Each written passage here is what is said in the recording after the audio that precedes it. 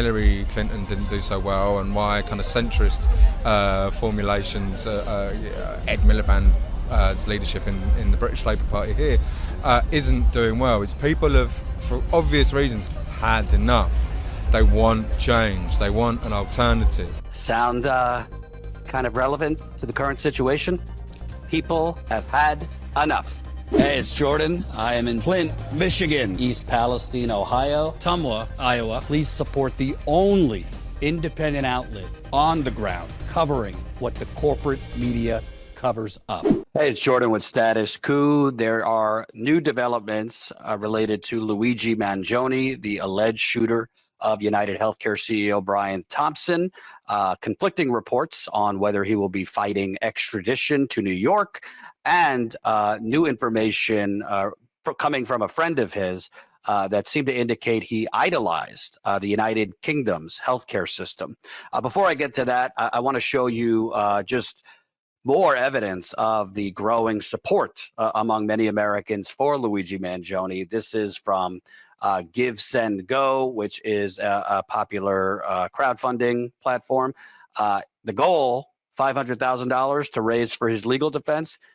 It's already raised about $140,000 for his legal defense. So that's coming from working class people trying to fund Luigi Mangione's legal defense. We also have reporting that there are multiple documentaries in the works about Luigi Mangione, his background, and the overall outrage of America against the for-profit predatory healthcare system. I want to give you the latest on the legal developments because there are kind of conflicting reports. Some say he will waive extradition and agree to be brought to New York. Others reports that Mangione and his lawyers are going to fight extradition. Mangione's preliminary hearing in Pennsylvania rescheduled during extradition fight. Luigi Mangione, the suspect in the killing of UnitedHealthcare CEO Brian Thompson, will now have a preliminary hearing in Pennsylvania on Thursday. So that's 2 days from now. He was supposed to appear in court on December 23rd, but according to documents, it has been rescheduled for December 19th at 8:30 a.m. Mangione has been fighting extradition. Mangione has been fighting extradition to New York after the deadly shooting on December 4th outside a Midtown Manhattan hotel. He faces a second-degree murder charge in New York after being arrested at McDonald's. Signs are pointing to Mangione soon waiving his rights to fight extradition after he hired prominent Manhattan defense lawyer Karen Friedman Agnifilo. We don't have any information on who's paying her. My assumption is his family, but we don't know. But there's no evidence that she's being paid out of this crowdfunding that I told you has raised $140,000 already. So I want to play you also, this was on CNN last night, a journalist from the United Kingdom. His name is Gurwinder Bogal. Apparently he had a considerable amount of communications with Mangione over the last 6 months or so, including as recently as 6 months ago. And he was on CNN last night sharing some of the interaction he had with Mangione, which included a 2-hour call as recently as 6 months ago. And in that call, Mangione told this journalist from the UK, Bogal, about his admiration, or in the words of Bogal, idolization of the UK healthcare system. Let's take a listen. You know, he did allude to his frustrations with the US healthcare system. There was a brief exchange we had where he compared, he said that the US healthcare system was really expensive. And I told him about the NHS because here in the UK, we have a free healthcare system. And he kind of seemed to idolize the UK's healthcare system. And I told him it wasn't quite simple because although it was great, I'm a big fan of universal healthcare. I said that it's not quite as simple as that because we have big waiting lists in the UK. So, there's a bit of a trade-off. But I did say that the UK system was better than the US one, and he agreed with that. So clearly he was not a fan of the United States for-profit predatory healthcare system. But the fact that he idolized, in the words of this journalist who had a 2-hour conversation with him as recently as 6 months ago, obviously he was looking into, speaking of Mangione, other countries' healthcare systems. I never thought I'd be able to use this again, but back in 2019, yours truly while on a short vacation with my then girlfriend, now wife, covered a protest, of course, on vacation. I couldn't resist. Covered a protest in London, in Trafalgar Square, for you Brits watching, because the United States was working with then Prime Minister Boris Yeltsin to privatize the National Healthcare Service, the beloved National Healthcare Service in the UK. And I covered a protest there. My wife, credit to her, she found that there was a protest, told me about it, and then she shot amateur camera woman my interviews there. I want to show you some of that because if Luigi Mangione, quote unquote, idolized the United Healthcare system, you should know more about the United Kingdom's healthcare system. Let me show you just some of the interviews I did there. Here's one of them. Like, this idea of choice runs right through, you know, the very kind of the neoliberal, conservative, mainstream kind of dogma. It's like, well, we have liberals in America, i.e. what we call corporate Democrats, who are pushing this choice narrative. But in reality, how do you have a choice? You don't have a choice. If you can't afford the healthcare in America, you don't get it. Yeah. Well, like a choice between Pepsi and Coke. I mean, what kind of choice is that? You know, like, it's just window dressing. I mean, you know, I think the situation in the States, from what I can tell, to, you know, all of Europe, even under quite right-wing conservative governments in Europe, is that we have had for quite a long time big concessions to working class protests and to the labour movement. It's precisely because the powers that be are nervous and have been consistently nervous, at least since the turn of the 20th century. You know, but what we have as a result is a kind of strange mixed hybrid. It seems frighteningly kind of brutal, the situation in the States in comparison. You know, again, going back to my own experience of healthcare in the States, I remember speaking to a nurse, black gentleman, who'd obviously from a southern working class background, you know, God knows how much sort of hardship and probably racism the gentleman had experienced, lovely chap. Talked to him about our healthcare service and how it was free. You know, and he was like, yeah, it'd be nice, but in America, it's just not how we do it. You have to pay for everything. We want to pay for everything. Now, that's going to be a big kind of psychological hurdle for a lot of Americans to get their head around, I imagine. But, you know, healthcare is seen as a human right in this country. Healthcare is seen as a human right in this country. And again, big shout out to my wife, amateur camera woman there on our vacation. We were covering a protest in Trafalgar Square because back then, President Trump, still in office in his first term, was trying to work with Boris Johnson to privatize the UK's healthcare system. But what stood out to me is so many people I spoke to there. It was almost like, you know, having trouble understanding a foreign language. They just didn't understand. They were perplexed by the bureaucratic maze and expense of the United States healthcare system, because theirs, even with its problems, and they do have some problems, was so simple. It's just, you know, if you have an emergency, you go there, it's free. You get treatment. Let me play a little bit more of that. We talked specifically about Bernie Sanders, who was running at the time in the Democratic primary. And let's see what this gentleman, or chap, as he called it, thought about that. One of the things that really struck me and I thought was really wonderful to see was that Bernie Sanders, I've seen him appear on picket lines with striking workers. Now, from over here, from all of this far distance, I can't imagine ever seeing an American politician of his standing do something as radical as that. Now, maybe they have in the past, but they certainly haven't for a bit. So I think he's very good news. I think his campaign's been very positive and compassionate and exciting. Something's got to give. I think one last thing, if I can, reason why I think Hillary Clinton didn't do so well, and why kind of centrist formulations, Ed Miliband's leadership in the British Labour Party here isn't doing well, is people have, for obvious reasons, had enough. They want change. They want an alternative. Sound kind of relevant to the current situation? People have had enough, was what he said. So even though the United Kingdom and other European countries have, healthcare as a right, there have been privatization attempts, in large part, coming from capitalist America to further privatize their systems. Look at what America did when, at the fall of the Soviet Union in the early 90s. We swooped in there and we did capitalism injections on steroids. Thank you, Boris Yeltsin, for that, by the way, cooperating with America. And so much of what became Russia was privatized because of America's influence. And America has tried to do that in countries like the United Kingdom, including trying to further privatize NHS. The Brits, they don't want any part of that.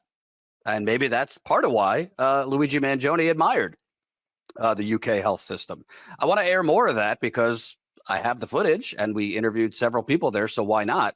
I want to show you more of this. Here's another interview I did with a British citizen who was holding a sign, "Trump, hands off our NHS."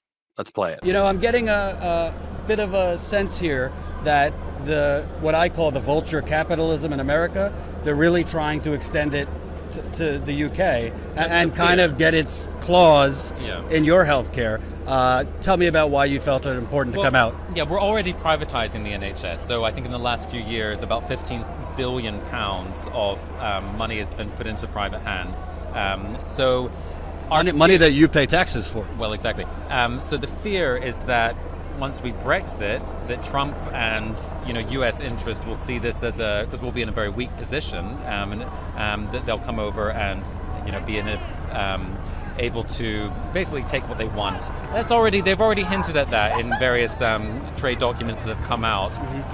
Now they're denying it, which is very convenient, but it seems pretty clear that that's one of the things, as well as food, but certainly pharmaceuticals will be on the table. So, in America, we have the presidential election, and a lot of the Democratic candidates kind of fearmonger about what having a national health care would be. Your bills would skyrocket, your taxes would skyrocket, you'd have to wait online for 6 months. Is that what you experience here? Because it seems that's not the case. No, it's not the case. I mean, most people love the NHS and would swear by it, would die by it. It's why it's such an issue, and why the politicians who want to privatize it are so careful about pretending that they're not going to.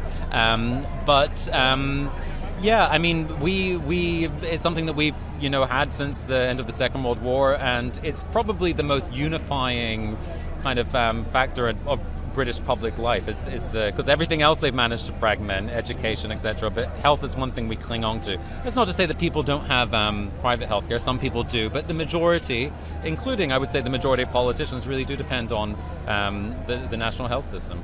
And it would seem to me that if it's basic right as a citizen, you can get more preventive care, so people aren't facing urgent crises constantly. Because in America, many people can't get preventive care. They choose not to go to the hospital because it would cost too much, and before you know it, you have an urgent, life-threatening illness. Yeah, no, certainly. I mean, I don't know how our statistics compare to the U.S. statistics. I know that the U.S. spends more money on healthcare, I think, than any other country per capita. So that in itself, in terms of your outcomes, which are very poor in comparison to other countries, suggests that it's not the correct model. Our model isn't great insofar as it's not invested in enough. If we had the adequate investment, the NHS would be, one of the best systems in the world. It's just about governments not putting enough money into it. But in terms of preventative, yes, I think we're probably good to an extent, but unless governments put more into the NHS, and this is more for a British audience than an American audience, then we're not going to have the best health system. Other European governments put more money into their health systems and have better outcomes. So we would just say more investment in the NHS. So you see, the problem there isn't big government health care and that it doesn't work. The problem there is the lack of investment is making it less effective. If they would invest more resources in the NHS, you would have less wait times. Look at that. So the very people that are trying to privatize the system are also not investing enough, and in many cases, as he told me later, making cuts to the programs to make it less effective. And then they could say, see, we need privatization. It's not effective. It's because you're not resourcing it enough.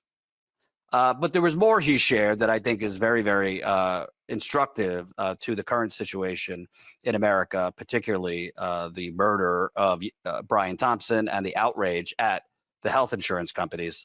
Let's play more of that. Obviously, you're not in America, but you have a lot of basically the corporate-friendly Democrats like Joe Biden, who basically are calling a candidate in Bernie Sanders who, wants a living wage, wants national health care, wants to end private prisons, ban fracking, a universal jobs guarantee. Basically, how he frames it, extending what Franklin Delano Roosevelt did in the New Deal. They essentially call him a radical, a communist. Some people call him a communist.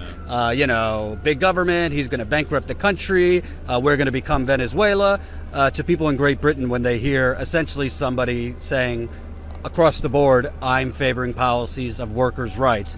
How does that sound to you, that they call Bernie a radical who, if he became the Democratic nominee, they're saying, people across the board in America don't want someone like that. Yeah, well, they do the same thing here with Labour. They say that Jeremy Corbyn's a radical, whereas in fact, what he's espousing is no different than what most sane European countries have.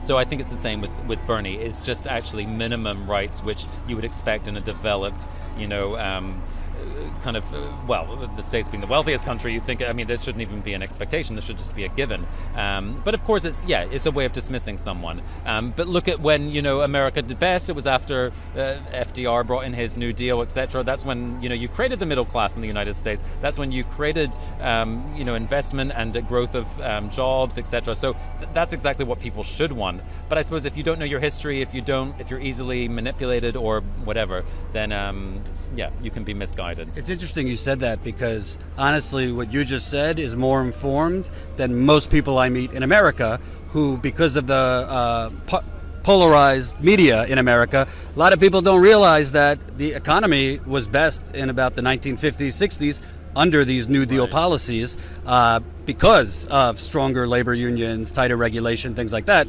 things that it seems like to me they're trying to peel back here. Yeah, well, it's the same here. People don't know their history. People are willing to be, or allow themselves to be manipulated by, the right-wing press, which most of it is in the UK. We're lucky to have the BBC, but most people are critical of that on the left because they see it as being too Brussels. Tory-centric, really. But I think if you read around the subject and you take interest, then, there is the internet out there, although that can be equally, you can be equally manipulated in the wrong way. People are easily manipulated. I give you the 2016 and 2020 Democratic primaries, where MSNBC and CNN and the New York Times and Washington Post and all the outlets right now scolding you, the American people, for expressing glee in the murder of UnitedHealthcare CEO Brian Thompson. We're pushing out nonstop propaganda to the masses about big government healthcare and, huge tax increases and long wait times and, propaganda about the UK healthcare system, which 99% of it was all bullshit. As that great chap over there told you, people are easily manipulated. I want to show you more from the protests that I covered in London in 2019. Again, this was because the United States government was trying to, shocker, interfere with the Britain's National Healthcare Service. Here is a doctor speaking out against the United States meddling and trying to privatize the healthcare system in the United Kingdom. Who loves our NHS?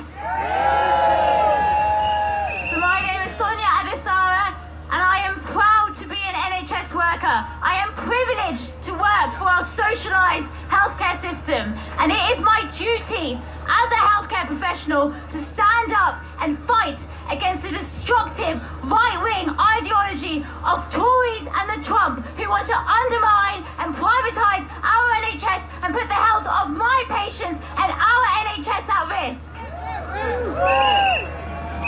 And I am not alone.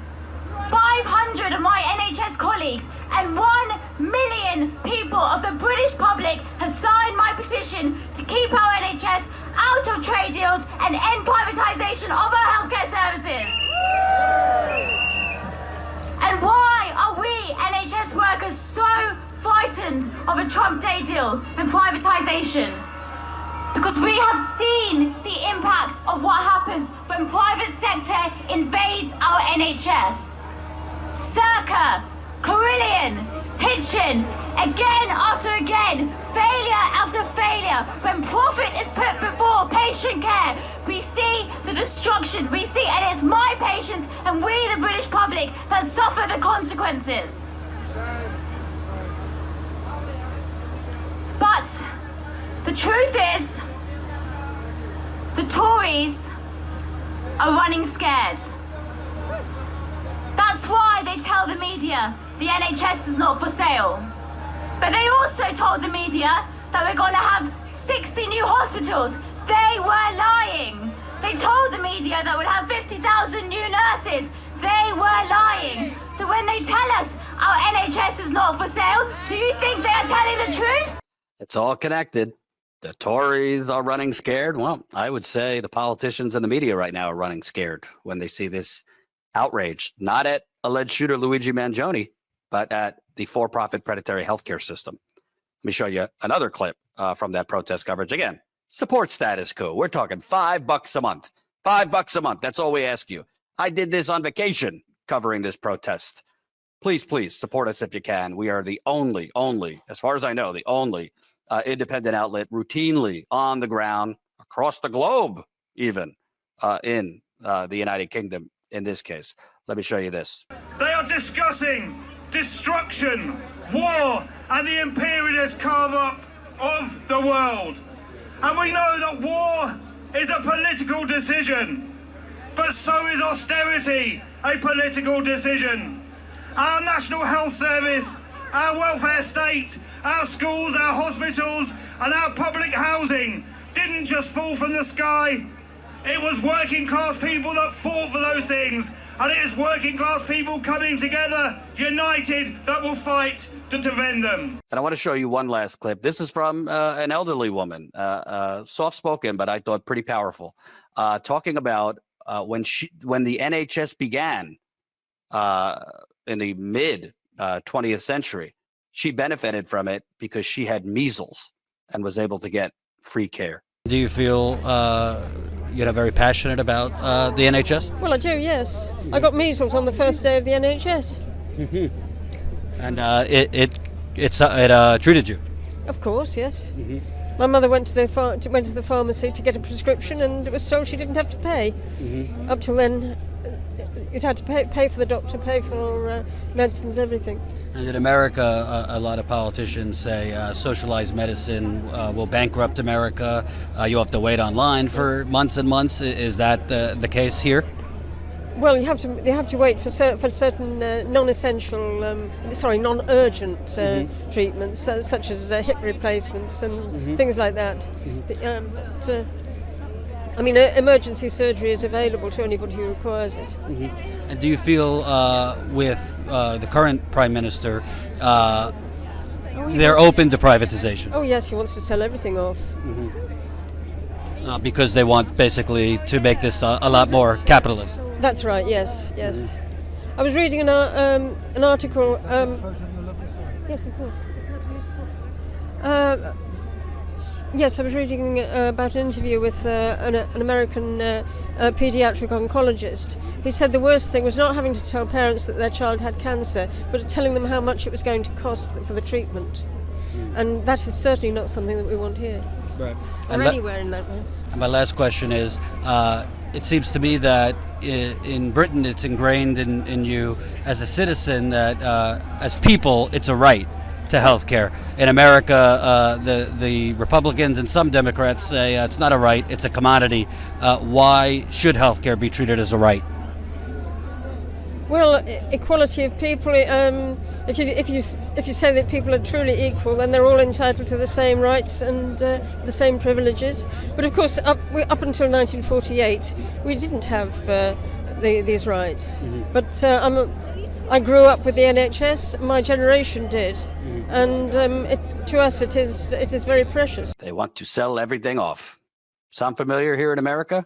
By the way, President-elect Trump just said yesterday he wants to privatize the post office, the postal service.